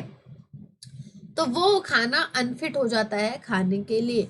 Prevention of rancidity, rancidity से बचने के कई तरीके हैं। पहला तरीका है कि आप उसमें एंटीऑक्सीडेंट डाल सकते हैं। एंटी मतलब जो बचाए ऑक्सीडेशन से, एंटीऑक्सीडेंट मतलब जो ऑक्सीडेशन होने से बचाए। तो दो बहुत कॉमन एंटीऑक्सीडेंट है। पहला है ब्यूटाइलेटेड हाइड्रोक्सी एनिजोल, दूसरा फिर से वही नाम ब्यूटाइलेटेड हाइड्रोक्सी टोलुएंट, BHA BHT। दो एंटीऑक्सीडेंट है। अगर आपको इसकी फुल फॉर्म नहीं भी याद हो रही है तो शॉर्ट फॉर्म भी आप लिख सकते हैं, कोई दिक्कत वाली बात नहीं है, ठीक है।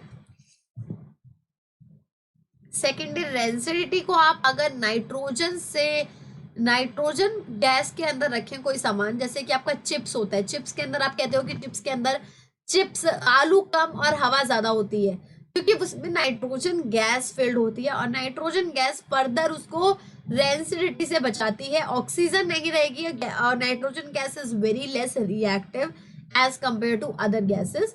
तो nitrogen gas is also not very harmful.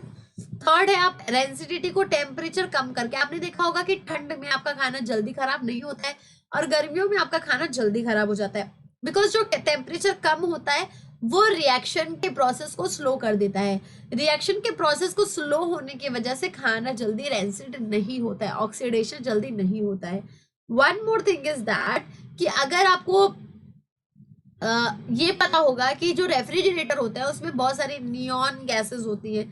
Neon gases, ये सब गैसेस क्या करती हैं, बहुत ही नॉन रिएक्टिव होती हैं और ये हमारे फर्दर फूड को रेंसिड होने से बचाती है।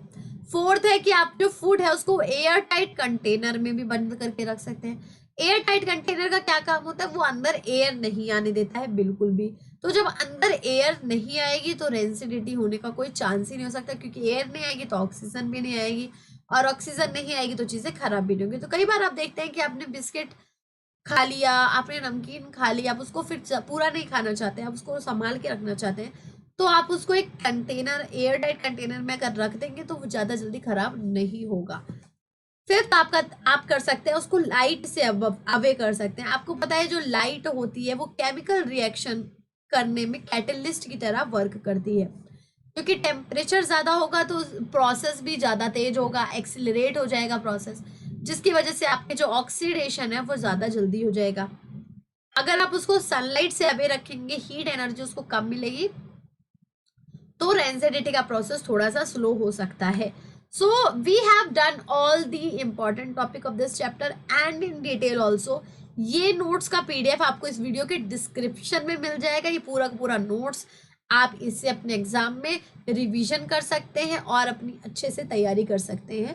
Thanks a lot for watching. Meet you again tomorrow with new chapter that is acid bases and salt. Acid bases and salt करेंगे हम लोग इस मंथ। सब सारा केमिस्ट्री खत्म करने के बाद इसके हम प्रीवियस ईयर्स के क्वेश्चन पेपर और एक प्रैक्टिस बैच भी लॉन्च करेंगे, जिसमें हम लोग most amazing sample papers discuss करने वाले हैं, अमेजिंग सैंपल पेपर के क्वेश्चंस डिस्कस करने वाले हैं।